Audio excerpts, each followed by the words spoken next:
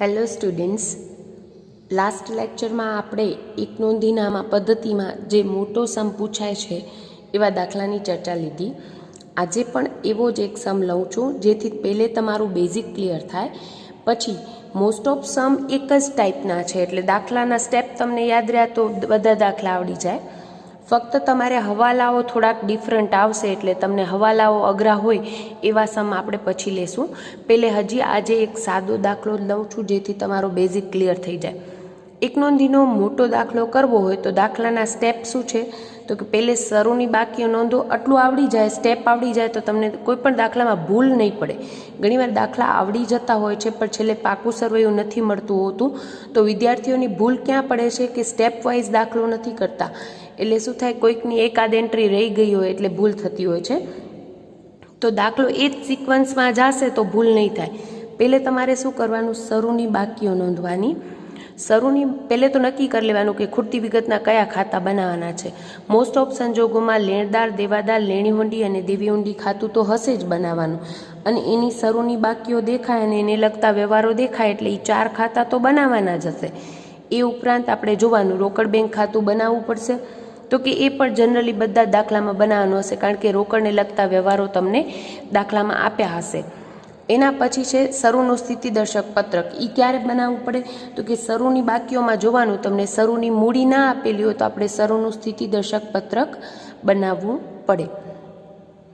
અને એ ઉપરાંત આપણે સ્ટોક ખાતું તો કે શરૂનો સ્ટોક અને આખરનો સ્ટોક ના આપેલો હોય તો આપણે એ બનાવવું પડે. બરાબર, એટલે મેક્સિમમ 7 ખૂટતી વિગતના ખાતા અને આપણે વેપાર, નફા નુકસાન અને પાકું સરવૈયું બનાવવાનું છે. પહેલે તો ખૂટતી વિગતના ખાતામાં લેણી હુંડી, દેવાદારો છે, લેણદારો અને દેવી હુંડી એટલે એ 4 ખાતા તો બનાવવા જ પડશે. એ ઉપરાંત રોકડ છે એટલે અને રોકડને લગતા વ્યવહારો એટલે રોકડ ખાતું પણ બનાવવું પડશે. પછી શરૂની મૂડી ક્યાંય તમને શરૂની બાકીમાં આપી નથી એટલે આપણે શરૂની મૂડી શોધવા માટે શરૂનું સ્થિતિદર્શક પત્રક બનાવવું પડશે. સ્ટોકમાં જોઈ લઈએ તો શરૂનો સ્ટોક આપ્યો છે, આખરનો સ્ટોક 31/3/2010નો સ્ટોક પણ સમમાં આપેલો છે એટલે શરૂનો અને આખરનો સ્ટોક આપેલો છે એટલે આપણે સ્ટોક ખાતું બનાવવું પડશે નહીં. એટલે ખૂટતી વિગતના 6 ખાતા તમે બનાવશો, લેણી હુંડી, દેવાદાર, દેવી હુંડી અને લેણદાર. તે ઉપરાંત રોકડ ખાતું, શરૂનું સ્થિતિદર્શક પત્રક અને એના પછી આપણે બનાવશું વેપાર, નફા નુકસાન અને પાકું સરવૈયું. બરાબર, હવે જે બોલું છું એના ઉપર ધ્યાન આપજો. તમારે દાખલો આ જ સિક્વન્સમાં જવા દેવાનો છે કે પહેલે શરૂની બાકીઓ નોંધો. એટલે શરૂની બાકીની એક એન્ટ્રી કમ્પલસરી શરૂના સ્થિતિદર્શક પત્રકમાં આવે. શરૂનું સ્થિતિદર્શક પત્રક એટલે શું તો કે શરૂનું પાકું સરવૈયું. શરૂની બાકીઓની દરેકની 2 એન્ટ્રી કરવાની છે. એમાં એક એન્ટ્રી ક્યાં આવશે, શરૂના સ્થિતિદર્શક પત્રકમાં અને બીજી જે તે ખાતામાં. સ્ટેપ નંબર 1 શરૂની બાકીઓની નોંધ કરો. સ્ટેપ નંબર 2 વર્ષ દરમિયાનના વ્યવહારોની નોંધ કરો, દરેકની 2 અસર. સ્ટેપ નંબર 3 તમારે આખરની બાકીઓ નોંધો. અને આપણે જેમ શરૂની બાકીની એક એન્ટ્રી શરૂના સ્થિતિદર્શક પત્રકમાં આવે એમ આખરની બાકીની એક એન્ટ્રી તમારી આવશે પાકા સરવૈયામાં અને બીજી જે તે ખાતામાં, દરેકની 2 એન્ટ્રી. પછી શરૂની બાકી નોંધી, વર્ષ દરમિયાનના વ્યવહારો કર્યા, પછી તમે આખરની બાકી નોંધી, પછી પહેલે ખૂટતી વિગતના ખાતા બંધ કરવાના અને પછી હવાલાઓની અસર આપવાની છે. આ ખાસ ધ્યાન રાખજો. પહેલે આખરની બાકીઓ નોંધ્યા પછી તમારે ખૂટતી વિગતના ખાતા બંધ કરવાના અને પછી તમારે હવાલાઓ કરી અને પછી વેપાર, નફા નુકસાનને પાકું સરવૈયું બંધ કરવાનું. અત્યારે હું જે બોલી 2 મિનિટમાં એ સ્ટેપ્સમાં બધા જ દાખલામાં કરશો તો કોઈ બી ભૂલ થવાની શક્યતા નથી. બરાબર, દાખલા નંબર 5 લઈએ છીએ. પહેલે રકમ વાંચી લઈએ.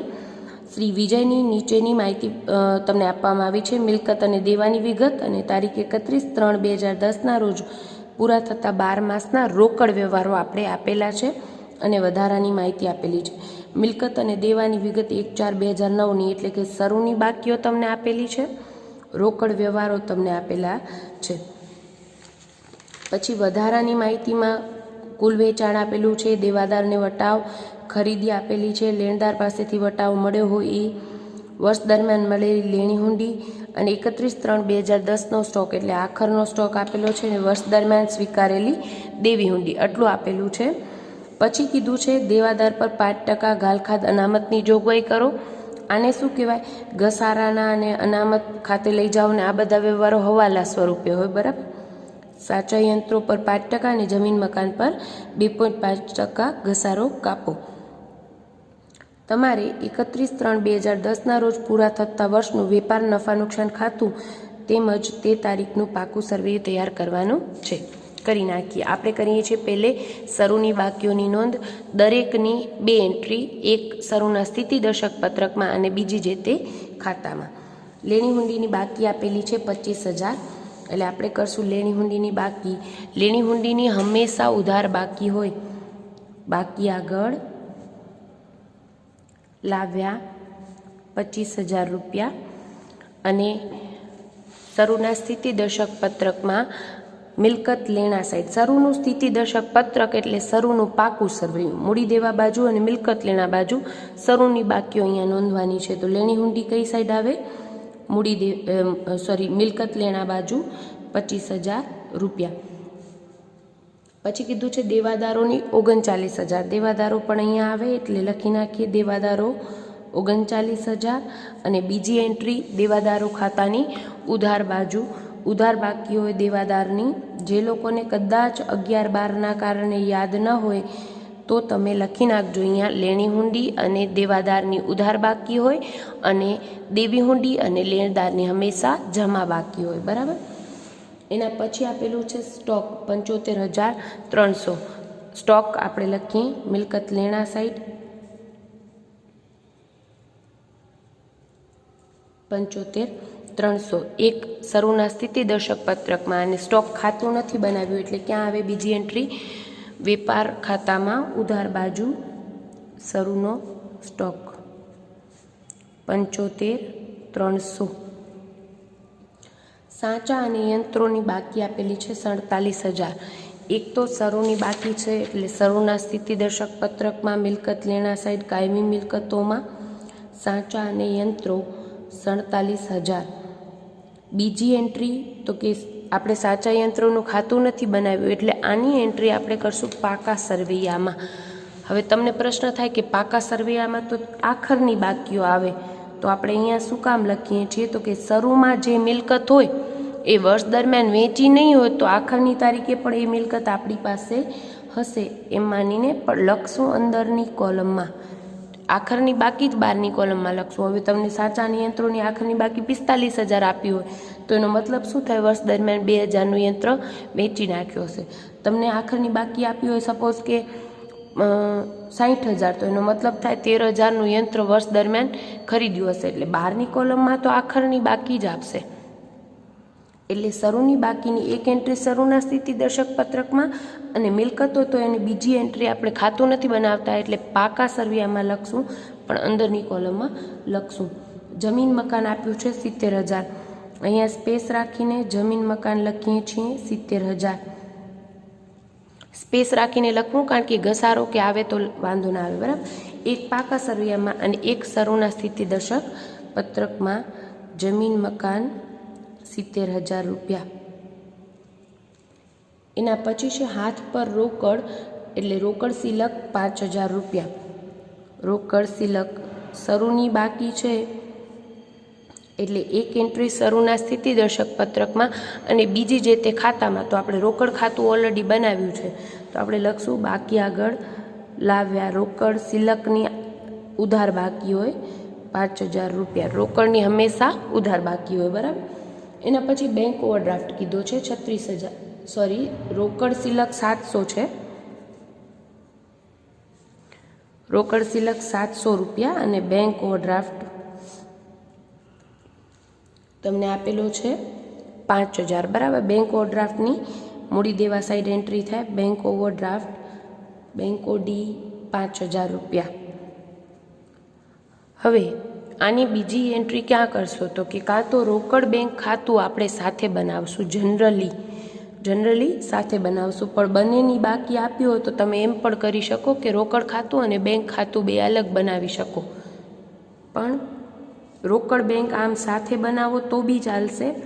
તો તમારે ખબર છે કે બેંક સિલક હોય તો એની ઉધાર બાકી હોય, જ્યારે બેંક ઓવરડ્રાફ્ટ હોય તો કઈ બાકી હોય?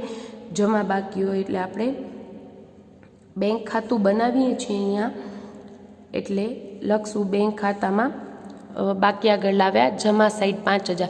બેંક સિલક હોય તો ઉધાર સાઈડ બાકી આગળ લાવ્યા લખ્યું હોત, પણ બેંક ઓવરડ્રાફ્ટ છે એટલે જમા બાકી. બરાબર.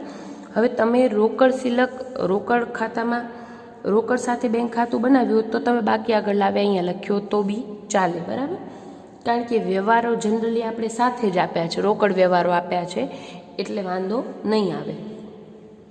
એક બે સમ છે જેમાં કમ્પલસરી તમને અલગ બનાવવું પડશે, જે આપણે ડિફિકલ્ટ સમ લેશું ત્યારે વાત કરશું. બરાબર. લેણદારોની 36,000 બાકી, તો આપણે શરૂના સ્થિતિ દર્શક પત્રકમાં લખી નાખીએ લેણદારો 36,000 મૂડી દેવા સાઈડ આવે. બરાબર. લેણદારોની એના ખાતામાં બાકી આગળ લાવ્યા 36,000. એના પછી છે દેવી હુંડીની બાકી 16,000. દેવી હુંડીની બાકી જમા બાકી જ હોય, બાકી આગળ લાવ્યા 16,000.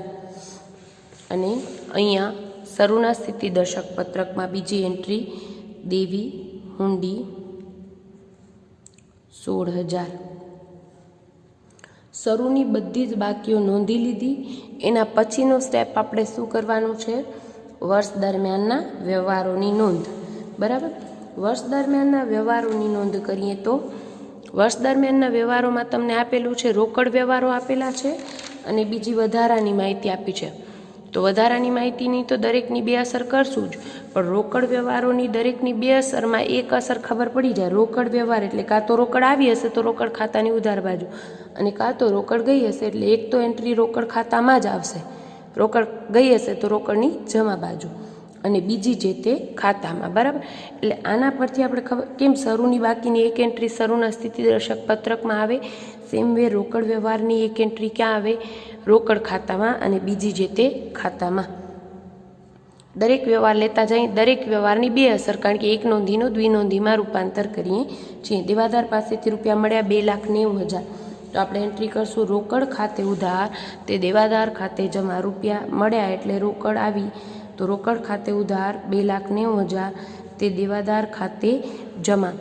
દેવાદાર ખાતાની જમા બાજુ વિગતમાં લખશું રોકડ ખાતે 2,90,000. બરાબર. એના પછી કીધું છે લેણી હુંડીના મળ્યા 1,00,000. લેણી હુંડીના મળે એટલે આપણે આમ નોંધ કરીએ રોકડ ખાતે ઉધાર, તે લેણી હુંડી ખાતે જમા.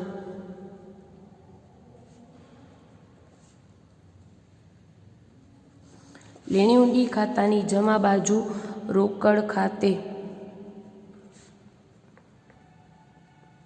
1,00,000. બરાબર. દરેક વ્યવહારની બે એન્ટ્રી ભૂલાય નહીં. એના પછી કીધું છે પગાર ચૂકવ્યો 12,000 રૂપિયા ચૂકવીએ એટલે રોકડ જાય છે, એટલે એક એન્ટ્રી રોકડ ખાતાની જમા બાજુ પગાર ખાતે 12,000, અને બીજી એન્ટ્રી આપણે પગાર ચૂકવ્યો, પગાર આપણો ખર્ચ છે એટલે ક્યાં કરશું? નફા નુકસાન ખાતાની ઉધાર બાજુ પગાર ખાતે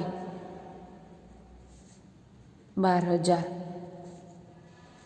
મજૂરી ચૂકવી 15,800, એટલે ખર્ચ છે પણ ખરીદીને લગતો ખર્ચ છે એટલે ક્યાં આવે? વેપાર ખાતામાં મજૂરી 15,800. વેપાર ખાતામાં ઉધાર બાજુ 15,800, અને રોકડ જાય એટલે રોકડ ખાતાની જમા બાજુ મજૂરી 15,800. આપણે આગળ પણ વાત કરી કે રોકડ વ્યવહારો છે એટલે કાં તો રોકડ આવી હશે ને કાં તો રોકડ ગઈ હશે, એટલે આ બધા વ્યવહારોની એન્ટ્રી એક એન્ટ્રી તો ક્યાં આવશે? રોકડ ખાતામાં જ આવશે. બરાબર. દેવી હુંડીના ચૂકવ્યા 1,43,000. દેવી હુંડીના રૂપિયા ચૂકવીએ તો આમ નોંધ થાય દેવી હુંડી ખાતે ઉધાર, તે રોકડ ખાતે જમા. રોકડ ખાતાની જમા બાજુ દેવી હુંડી ખાતે રૂપિયા ગયા એટલે રોકડ જમા 1,43,000. દેવી હુંડી ખાતાની ઉધાર બાજુ નોંધ કરશો તમે 1,43,000 રોકડ ખાતે. એના પછી છે લેણદારોને ચૂકવ્યા 1,47,000. લેણદારોને ચૂકવી એટલે લેણદાર ખાતે ઉધાર, તે રોકડ ખાતે જમા 1,47,000 રોકડ ખાતે, રોકડ ખાતાની જમા બાજુ 1,47,000 લેણદાર ખાતે. એના પછી છે સામાન્ય ખર્ચા ચૂકવ્યા 8,000. ખર્ચ થાય એટલે રોકડ જાય એટલે રોકડ ખાતાની જમા બાજુ 8,000 સામાન્ય ખર્ચ ખાતે. પણ ખર્ચ થયો છે એટલે ખર્ચ ક્યાં આવે? નફા નુકસાન ખાતાની ઉધાર બાજુ 8,000 રૂપિયા સામાન્ય ખર્ચ ખાતે. 8,000. હવે મેઇન વસ્તુ કે ઘણા બધાને પ્રશ્ન થશે કે અહીંયા શું લખ્યું છે? 31/3/2010 રોજ પૂરા થતા વર્ષનું વેપાર નફા નુકસાન ખાતું. તમે વેપાર ખાતું બનાવો પછી વળી હેડિંગ મારો અને નફા નુકસાન ખાતું બનાવો તો બી ચાલે. અને હવે એક ચલણમાં છે કે તમે વેપાર નફા નુકસાન ખાતું બેનું ભેગું હેડિંગ મારી દો. કરવાનું એ રીતે જ છે કે આપણે અહીંયાથી ખાતું બંધ કરશું અને પછી તરત જ વેપાર ખાતું બંધ કરીને તરત જ તમે કાચો નફો કે કાચી ખોટ આવે એ તમે ક્યાં લઈ આવશો? નફા નુકસાન ખાતામાં. એટલે કરવાનું એ રીતે જ છે, પણ આપણે અહીંયા બે ભેગા બનાવ્યા છે. બરાબર. ઉપાડ આપેલો છે 45,000. ઉપાડ કરીએ એટલે ઉપાડ ખાતે ઉધાર તે રૂપિયા જાય છે એટલે રોકડ ખાતે જમા. દરેક રોકડના વ્યવહારમાં કાં તો રોકડ આવી હશે કાં તો રોકડ ગઈ હશે એટલે એક એન્ટ્રી તો ફિક્સ જ છે કે રોકડ ખાતામાં આવે. ઉપાડ 45,000 આપેલો છે. રોકડ ગઈ પણ ઉપાડ ખાતે આપણે ક્યાં નોંધીએ છીએ? આમ તો તમે 12મામાં વાર્ષિક હિસાબો ભણી આવ્યા છો એટલે ફોર્મેટ યાદ જ હશે, પણ ના હોય તો થોડુંક એકવાર જોઈ લેશો ફોર્મેટ્સ. પાકા સરવૈયામાં ઉપાડ આપણે ક્યાં કરીએ છીએ? મૂડીમાંથી બાદ કરવામાં આવે છે અને આપણે એની ચર્ચા ઓલરેડી લીધી હતી. ઉપાડ 45,000. મૂડી એમાં વધારાની શરૂની મૂડીમાંથી વધારાની મૂડી વર્ષ દરમિયાન લાવ્યા હોય તો એડ થાય, ચોખ્ખો નફો હોય તો એડ થાય, મૂડી પર વ્યાજ હોય તો એડ કરવામાં આવે અને એમાંથી માઇનસ થાય ઉપાડ પર વ્યાજ અને ચોખ્ખી ખોટ હોય તો એ માઇનસ કરવામાં આવે છે. બરાબર. વર્ષને અંતે હાથ પર સિલક એમ કીધું છે આખરની બાકી 2,400 રૂપિયા. રોકડ સિલકની આખરની બાકી 2,400 રૂપિયા. એટલે આપણે રોકડ ખાતામાં શું કરશું? બાકી આગળ લઈ ગયા 2,400 રૂપિયા. એની બીજી એન્ટ્રી ક્યાં આવે? તો કે આખરની બાકી. એટલે એક એન્ટ્રી કમ્પલસરી ક્યાં આવે? પાકા સરવૈયામાં. એટલે આપણે પાકા સરવૈયામાં મિલકત લેણા સાઈડ નોંધ કરશું. ચાલુ મિલકતોમાં રોકડ સિલક 2,400 રૂપિયા.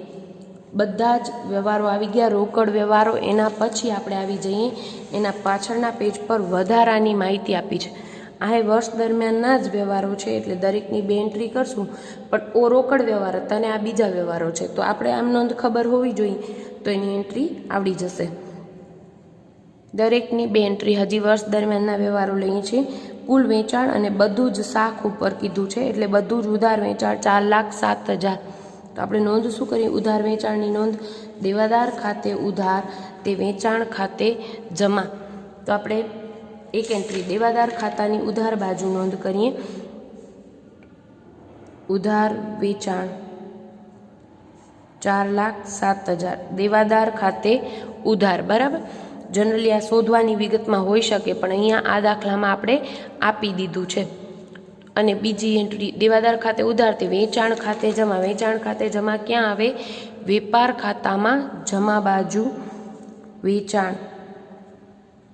રોકડ પ્લસ ઉધારમાંથી વેચાણ પરત બાદ કરીને લખીએ પણ અહીંયા બધું જ ઉધાર વેચાણ છે અને વેચાણ પરતની કોઈ હવાલો નથી તો ડાયરેક્ટ બહારની કોલમ. વેચાણ પરતનો કોઈ વ્યવહાર દેખાતો નથી એટલે ડાયરેક્ટ બહારની કોલમમાં લખીએ છીએ, નહીંતર તમારે અંદરની કોલમમાં લખવું. રોકડ વેચાણ પ્લસ ઉધાર વેચાણ એમાંથી વેચાણ પરત હોય તો બાદ કરવાનું ને પછી બહારની કોલમમાં લખશો. 4,07,000. એના પછી છે દેવાદારોને આપેલ વટાવ. વટાવ આપીએ એટલે આપણો ખર્ચ છે. વટાવ ખાતે ઉધાર તે દેવાદારને આપ્યો એટલે દેવાદાર ખાતે જમા. વટાવ ખાતે ઉધાર ક્યાં કરશું? નફા નુકસાન ખાતાની ઉધાર બાજુ આપેલ વટાવ.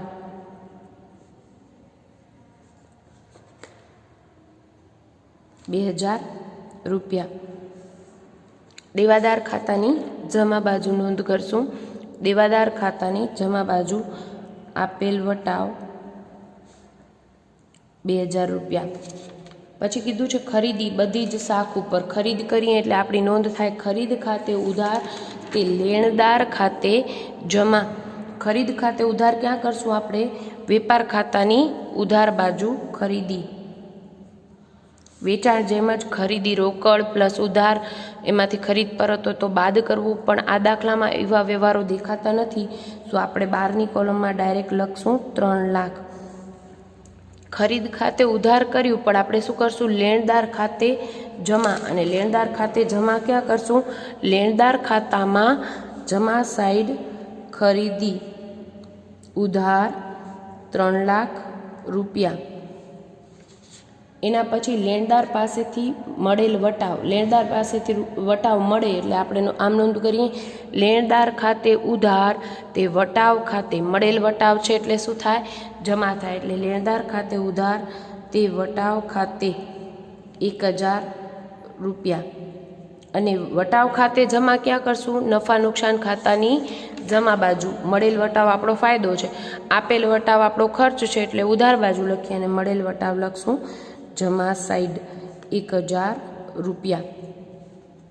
વર્ષ દરમિયાન મળેલી લેણી હુંડીઓ, વર્ષ દરમિયાન લેણી હુંડી મળે તો આપણે આમ નોંધ શું કરીએ?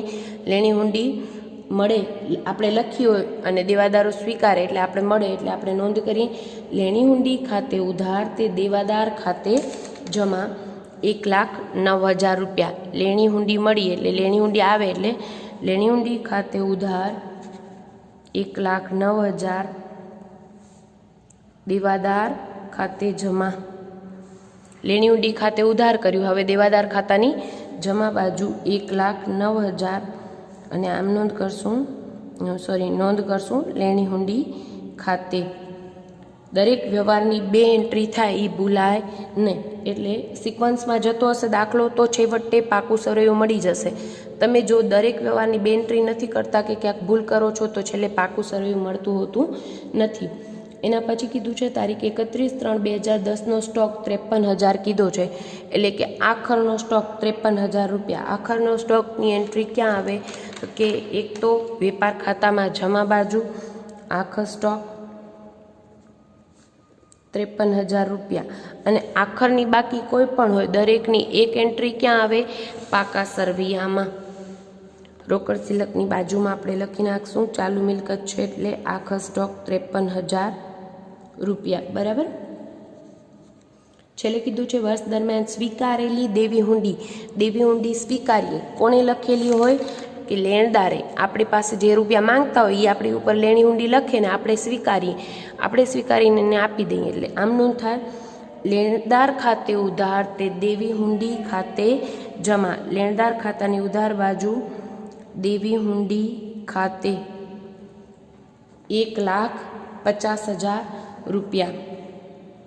દેવી હુંડી ખાતાની જમા બાજુ 1,50,000 વિગતમાં લખશું લેણદાર ખાતે। ક્લિયર? બધા જ વર્ષ દરમિયાનના વ્યવહારો આવી ગયા। પછી આખરની બાકીઓ નોંધવાની હોય, પણ આ દાખલામાં આખરની બાકીઓ નથી આપી। આ દેવાદાર પર 5% ગાળખા અનામત અને ઘસારાનો હવાલાની વિગત છે એટલે આપણે એ નોંધશું ખૂટતી વિગતના ખાતા બંધ કર્યા પછી। બરાબર। હવે આગળ પણ પહેલો જ લેક્ચર લીધો ત્યારે પણ વાત કરી હતી કે ખૂટતી વિગત કોઈ પણ હોઈ શકે।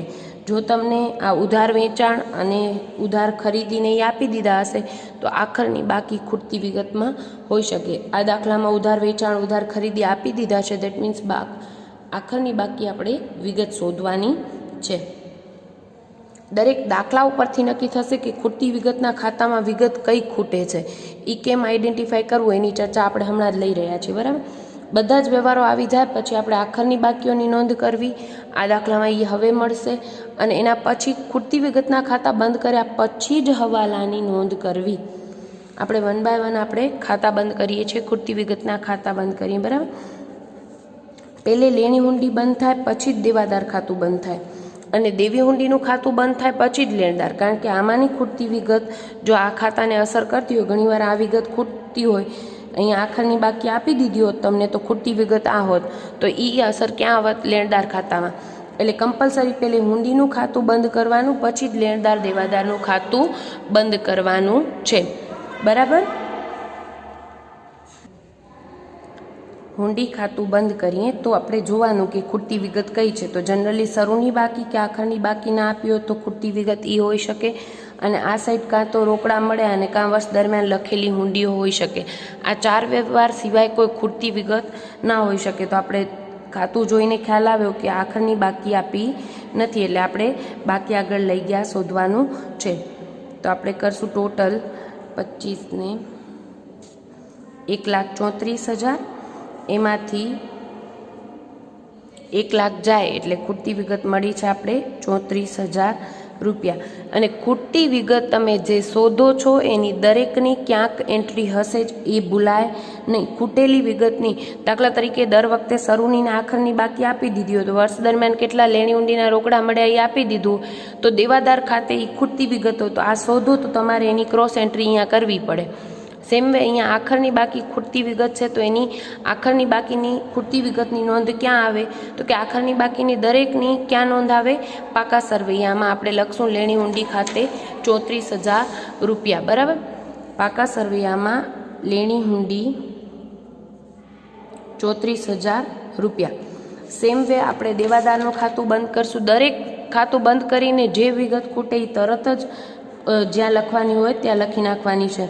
અહીંયા પણ આપણે શરૂની બાકી આપી દીધી છે, આખર બાકી આપી નથી, તો ખૂટતી વિગત શું હોઈ શકે, બાકી આગળ લઈ ગયા, ક્વેશ્ચન માર્ક કરવાનું, બરાબર।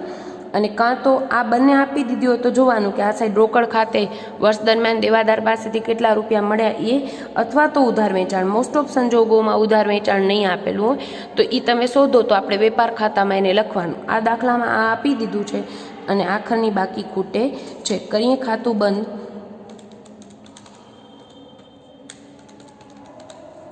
4,46,000, એમાંથી માઇનસ કરી દઈએ 2,90,000, 2,000 અને 1,09,000, એટલે તમને મળશે 45,000 ખૂટતી વિગત, બરાબર। આખરની બાકી દેવાદારની બાકી ખૂટતી વિગતના જે પણ રકમ શોધીએ એની એન્ટ્રી ભૂલાય નહીં। દેવાદારની 45,000, આખરની બાકી એટલે એક એન્ટ્રી ક્યાં આવે, પાકા સરવૈયામાં। દેવાદારોની એન્ટ્રી મિલકત લેણા સાઈડ આપણે લખશું દેવાદાર 45,000 રૂપિયા, બરાબર। કારણ કે આપણે ઓલરેડી એમાંથી ગાલખાદ અનામતનો હવાલો છે એટલે નીચે સ્પેસ રહે એ રીતે જ આપણે લખવું પડે। એના પછી કરીએ દેવી હુંડીનું ખાતું બંધ। દેવી હુંડીની આખર બાકી નથી આપી એટલે આપણે એ ખાતું બંધ કરશું। 1,66,000, એમાંથી 1,43,000 માઇનસ કરી નાખીએ એટલે આપણને મળશે 23,000 દેવી હુંડીની આખરની બાકી આગળ લઈ ગયા। ખૂટતી વિગત આ 4માંથી કંઈ પણ હોઈ શકે, આપણે જોવાનું શરૂની બાકીને આખરની બાકી આપી છે એ ના આપી હોય તો એ શોધવાની હોય, નહીંતર જનરલી રોકડ ખાતે આપી દીધેલું હશે તો લેણદાર ખાતે જનરલી શોધવાનું હશે અને એની એન્ટ્રી અહીંયા કરવાની હશે। પણ આ દાખલામાં આપણે એ આપી દીધું છે વર્ષ દરમિયાન કેટલી હુંડી સ્વીકારી, એટલે આપણી ખૂટતી વિગત કઈ છે, આખરની બાકી। આખરની બાકી 23,000, દેવી હુંડીની એક એન્ટ્રી, આખરની બાકી એટલે પાકા સરવૈયામાં આપણે લખશું દેવી હુંડી ખાતે 23,000 રૂપિયા। એના પછી આપણે કરશું લેણદારોનું ખાતું બંધ।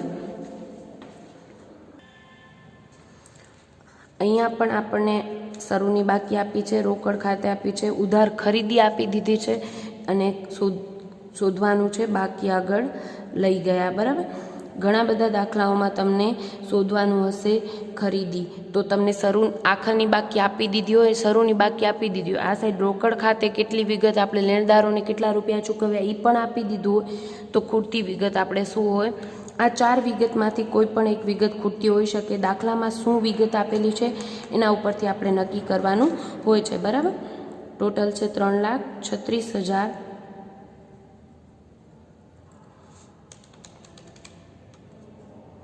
માઇનસ 1,47,000, 1,50,000 અને 1,000, એટલે આપણને મળશે 38,000 લેણદારોની આખરની બાકી જે વિગત શોધીએ એની આપણે બીજી એન્ટ્રી હોય ક્યાંક, અહીંયા આખરની બાકી શોધીએ છીએ એટલે દરેકની એન્ટ્રી એક ક્યાં આવશે? પાકા સરવૈયામાં 38,000 લેણદારો ખાતે. લેણદાર હંમેશા ક્યાં આવે? પાકા સરવૈયામાં મૂડી દેવા બાજુ જ નોંધાય. બરાબર. ફોર્મેટ 11-12માં તમે વાર્ષિક હિસાબો ઓલરેડી ભણીને આવ્યા છો, છતાં બી ના આવડતા હોય તો એકવાર નમૂનો જોઈ જશો. આપણે લેણીઉંડી, દેવાદાર, દેવીઉંડી અને લેણદારના ખાતા બંધ કર્યા. પછી ખૂટતી વિગતના ખાતા આપણે રોકડ બેંક અલગ નથી બનાવ્યું, રોકડ બેંક સાથે બનાવ્યું છે. તો આપણે જોઈ લઈએ કે કયું ખાતું પહેલે બંધ થશે. હવે અહીંયા સિક્વન્સ ખાસ ધ્યાન રાખજો. તો કે આમાં તો શરૂની બાકી બેંક ઓવરડ્રાફ્ટ 5,000 હતો શરૂમાં, આખરની સિલક એમાં આપી નથી, તો એમાં શોધી શકાશે. છેલ્લે 5,000 બાકી છે એમ ન કહી શકાય. શું કામ? તો કે રોકડ બેંક એકબીજાથી ઇન્ટર રિલેટેડ છે અને એમાં રોકડમાં શરૂની બાકી ને આખરની બાકી બે આપી દીધી છે. તો પહેલે રોકડ ખાતું બંધ કરાય અને પછી એમાં કાંઈ બેંક ખૂટતી વિગત હશે તો આપણે બેંકમાં ભર્યા હશે અથવા તો બેંકમાંથી રોકડા ઉપાડ્યા હશે એ વિગત આપણે મળી શકે. બરાબર. અહીંયા ખૂટતી વિગત રોકડ વેચાણ પણ હોઈ શકે, રોકડ ખરીદી પણ હોઈ શકે, પણ આપણા દાખલામાં કીધું છે વેચાણ અને ખરીદી બધા જ શાખ ઉપર છે, એટલે કમ્પલસરી આમાં કાંઈ ખૂટશે તો શું હશે? કાં તો રોકડા બેંકમાં ભર્યા હશે ને કાં તો રોકડા બેંકમાંથી ઉપાડ્યા હશે. આપણે ખાતું બંધ કરીએ. હવે ખૂટતી વિગત આમાં ઉધાર સાઈડ પણ આવી શકે અને જમા સાઈડ પણ આવી શકે. જો ખૂટતી વિગત અહીંયા જો આખરની બાકી ના આપ્યો તો રોકડની હંમેશા ઉધાર બાકી હોય એટલે આ સાઈડ જ ખૂટે, પણ આપણે તો રોકડા બેંકમાં ભર્યા અથવા તો રોકડા બેંકમાંથી ઉપાડ્યા, આવું કોઈ પણ વિગત આ બેમાંથી કોઈ પણ સાઈડ ખૂટી શકે. એટલે આપણે પહેલે ટોટલ કરી નાખીએ.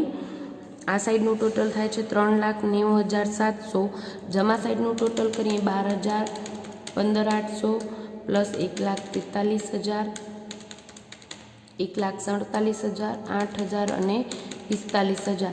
તો આ સાઈડનું ટોટલ થાય છે 3,70,800. સોરી, હજી 2,400 આખરની બાકી પણ છે એટલે કરી નાખીએ 2,400. એટલે અહીંયાનું ટોટલ થાય છે 3,73,200. બરાબર. અહીંયા 3,73,200 અને અહીંયા 3,90,000. એટલે આ સાઈડની વિગત વધુ છે એટલે આપણે જોઈએ અહીંયા ખૂટે છે 3,90,700. બાદ કરીએ તો 17,500 ખૂટે છે, જે શું હશે? આપણે રોકડા બેંકમાં ભર્યા. બરાબર. એટલે આ બંને સાઈડમાંથી કોઈ પણ સાઈડ ખૂટી શકે, તો આપણે અહીંયા લખશું 17,500 ખૂટતી વિગત. બરાબર. ટોટલ આ સાઈડનું વધુ છે એટલે આપણે લખશું 3,90,700, 3,90,700 અને ખૂટતી વિગત 17,000. એ શું હોઈ શકે? બેંક ખાતે. હવે રોકડ સાઈડ જમા બાજુ બેંક ખાતે આવ્યું એનો મતલબ શું થાય? બેંક ખાતે ઉધાર તે રોકડ ખાતે જમા. એટલે આ વ્યવહાર કયો આવ્યો? જે ખૂટતી વિગતનો વ્યવહાર આવ્યો રોકડા આપણે બેંકમાં ભર્યા. બેંકમાં રૂપિયા ભરીએ તો જમા ખર્ચી વ્યવહાર તમે જેમ કરતા હતા એ રીતે રોકડ જાય એટલે રોકડ ખાતાની જમા બાજુ ને બેંકમાં રૂપિયા આવે, બેંક સિલક વધે એટલે આપણે બેંક ખાતાની ઉધાર બાજુ કરશું 17,500. વિગતમાં લખશું રોકડ ખાતે. મેઇન વિગત હજી પણ રિપીટ કરી દઉં, આ દાખલામાં પણ તમે એમ કરી શકો રોકડ બેંક ખાતું સાથે બનાવી શકો. તો તમારે ડાયરેક્ટ અહીંયા રોકડ ખાતાની શરૂની બાકી અને આખરની બાકી આપી દીધી છે. બેંક ખાતાની શરૂની બાકી તમે લખશો બેંક ઓવરડ્રાફ્ટ છે એટલે જમા સાઈડ બાકી આગળ લાવ્યા અને ખૂટતી વિગત હશે એ ડાયરેક્ટ તમારી બેંકની સિલક અથવા તો બેંક ઓવરડ્રાફ્ટ આવશે. બરાબર.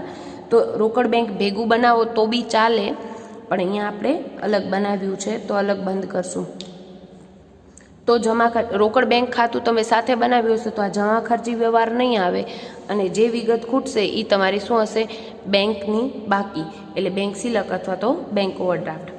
હવે બેંક ખાતું બંધ કરીએ છીએ તો અહીંયા આવે છે 17,500 વધુ છે એટલે 17,500.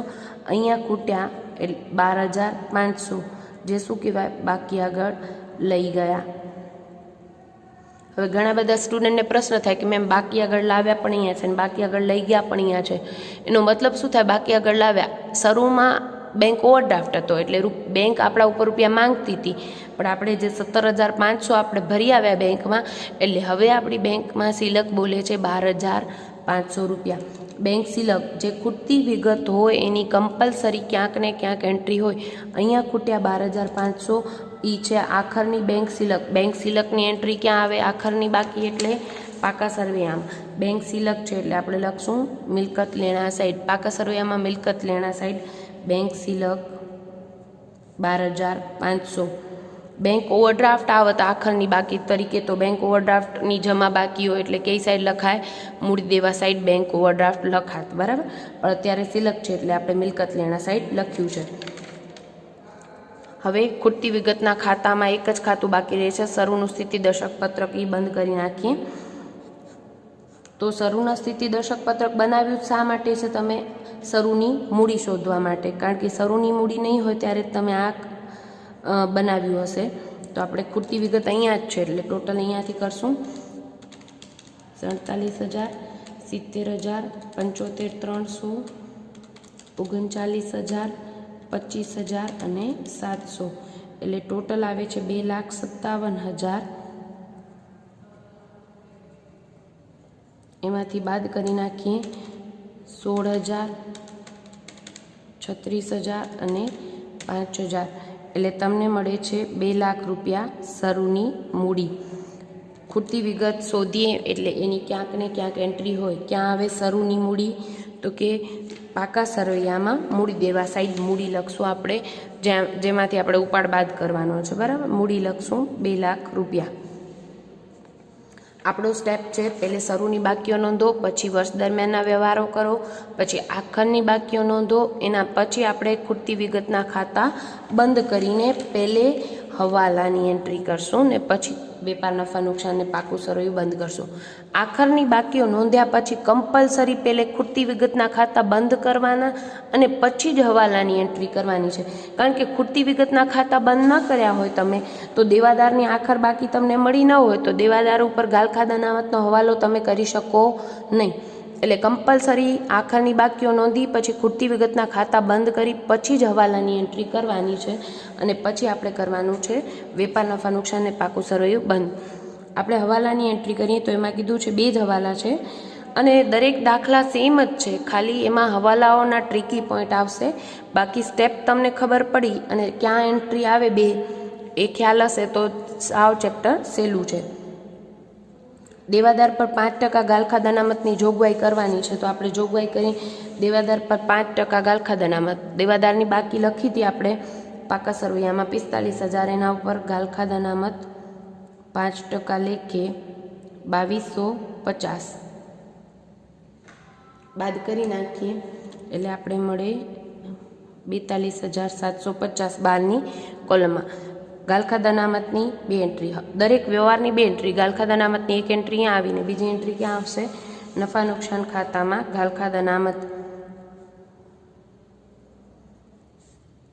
2,250.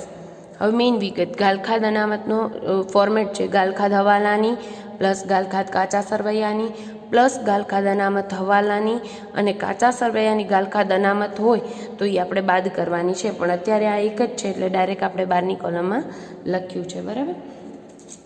બીજો હવાલો આપણે કીધું છે સાચા યંત્રો પર 5% ઘસારો અને જમીન મકાન પર 2.5% ઘસારો ગણવાનો છે. તો સાચા અને યંત્રો ઉપર 5% ઘસારો કરી નાખીએ. આખરની બાકીઓ કંઈ હતી નહીં એટલે શરૂમાં હશે એ જ છેલ્લી તારીખે આપણી પાસે પડ્યા હશે યંત્રો, એમ માની નાના ઉપર 5% ઘસારો ગણી નાખીએ. 47,000 ઉપર 5% એટલે 2,350 ઘસારો બાદ કરી નાખીએ. 47,000માંથી તો આપણે 12ની કોલમમાં મળે 44,650 રૂપિયા.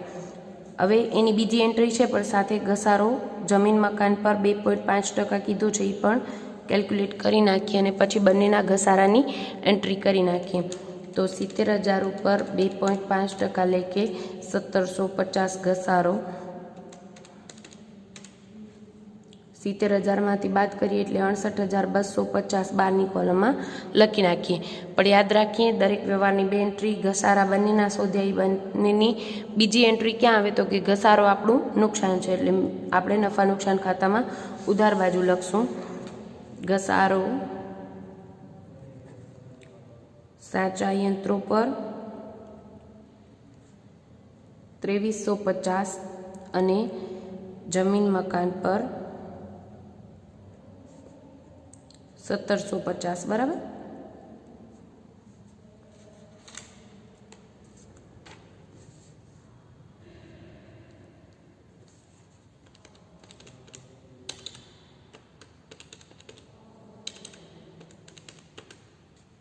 સોરી 4100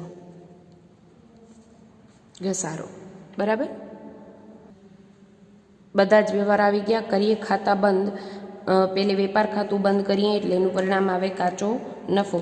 4,07,000 ને 53,000 એટલે 4,60,000। એમાંથી બાદ કરી નાખીએ આપણે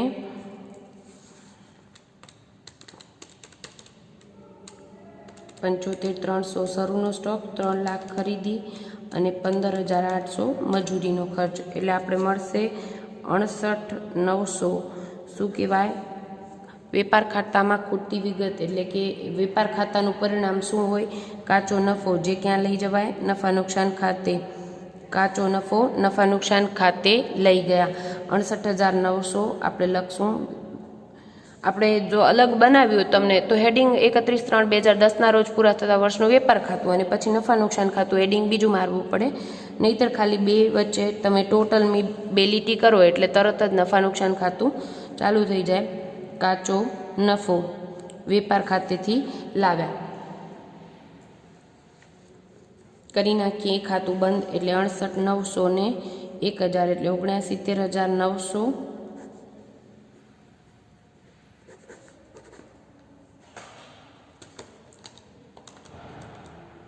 એમાંથી બાદ કરી નાખીએ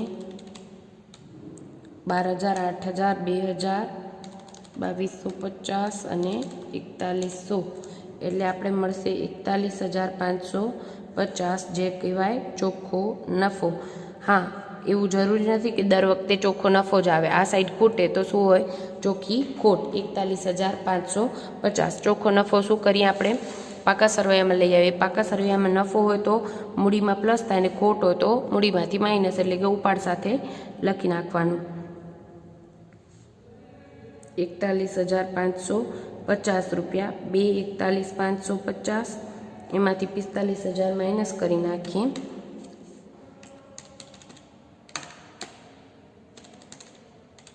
એટલે આપણને મળશે આખરની મૂડી 1,96,550 12ની કોલમમાં। કોઈ પણ વિગત 12ની કોલમમાં લખવાની રહી જાય નહીં, એ ખાસ ધ્યાન રાખજો। ટોટલ મારી દઈ પાકું સરવૈયાનું એટલે બંને સાઈડ સરખું થઈ જવું જોઈએ।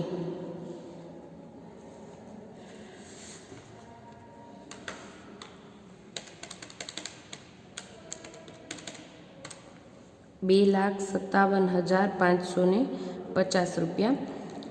મિલકત લેણા સાઈડનું ટોટલ કરી નાખીએ 44,650 પ્લસ 68,250 પ્લસ 12,500 34,000 53,000 2400 અને 42,750 એટલે મળશે આપણને 2,57,550। બંને સાઈડનું ટોટલ તમારું સરખું થઈ જાય એટલે તમારો જવાબ સાચો। ક્લિયર? Thank you.